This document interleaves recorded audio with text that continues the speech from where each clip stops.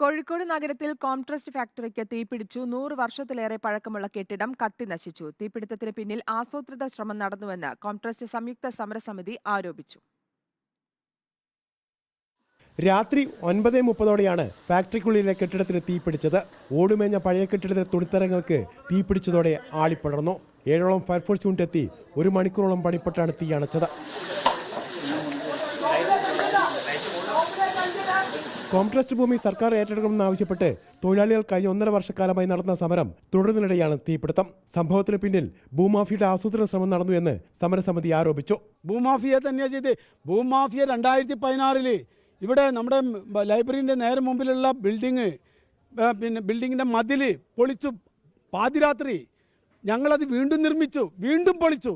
അപ്പോഴൊക്കെ ഞങ്ങൾ പോലീസിൽ പരാതി കൊടുത്തു. പോലീസ് വന്നില്ല. 107ഓളം തൊഴിലാളികളാണ് കമ്പനിയിലുള്ളത്. കമ്പനി ഏറ്റെടുക്കുന്ന ഓർഡിനൻസിൽ 6 വർഷങ്ങൾക്ക് മുമ്പ് രാഷ്ട്രപതി ഒപ്പുവെച്ചെങ്കിലും തുടർ നടപടി ഉണ്ടായില്ല. ഇതിനെതിരെയാണ് തൊഴിലാളികളുടെ സമരം. റിപ്പോർട്ടർ, കോഴിക്കോട്.